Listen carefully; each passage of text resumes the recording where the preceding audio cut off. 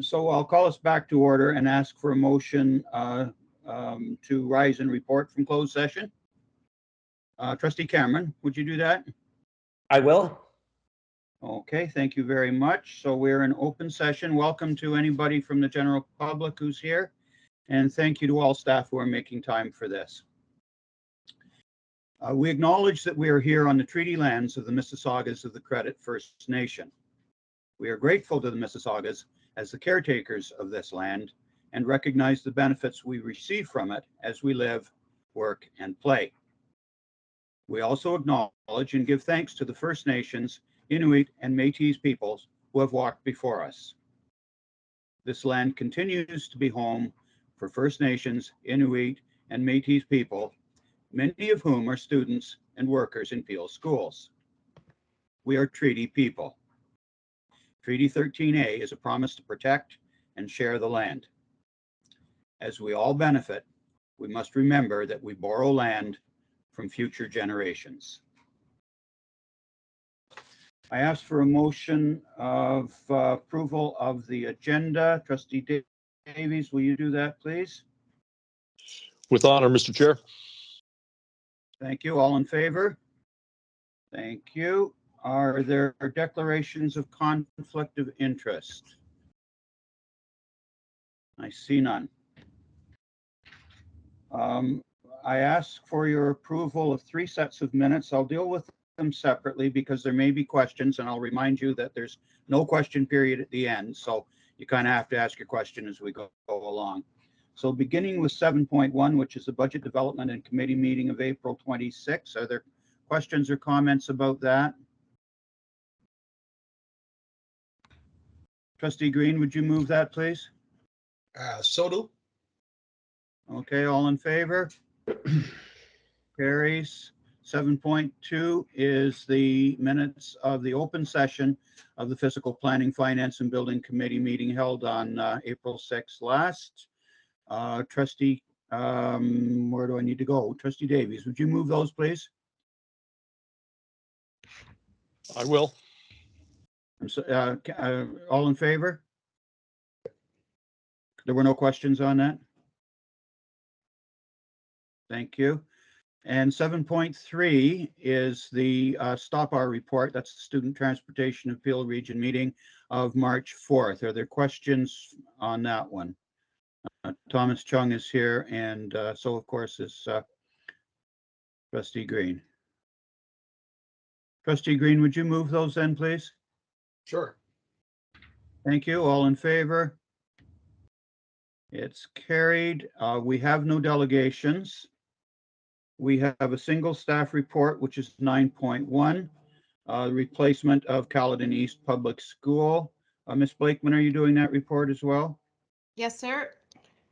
Through you, Chair Crocker, I have more good news. Before you is the report on the recent approval by the ministry for a replacement school for Caledon East Public School. This will come as no surprise as this has already been reported in the media. The board has funding approval to replace the existing Caledon East Public School with a new 650 pupil place repeat design replacement K-8 school, including a 4-room, 72 space childcare center. Similar to Ellengale, the business case for a replacement school as opposed to an addition was made based on the age and condition of the existing school. Happy to take any questions. Do we really have to do it in Canada? Trustee Green, did you have a question? I'm just asking, do we really have to put it in Caledon? Did we have an opening day? Yeah. So sorry, did we have an opening day for the new school? Haven't determined that yet, Trustee Davies.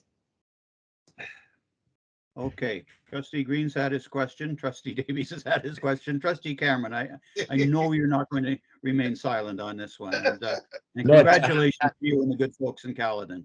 Yeah, thank you. It's a happy moment for sure. Although there's no targeted date for this, there is work, I believe, from the planning department to work towards an APD approval, ATP, sorry, ATP approval to proceed, as there was in the Allegale report as well. And that date was, I believe, towards, well, Suzanne could maybe answer that.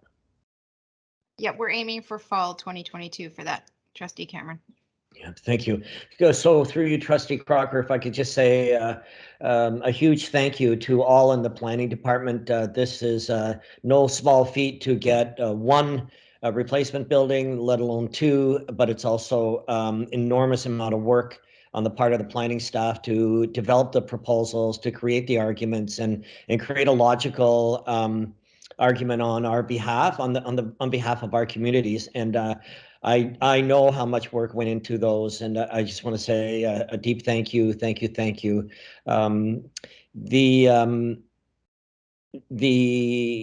childcare spaces will be much needed as well in this community, as there are, if any of you, particularly David Green, if you come north of Mayfield once in a while, you will see some 668 homes coming out of the ground soon across the road from the school, and another 220 homes around the corner, plus some smaller subdivisions in the school boundary.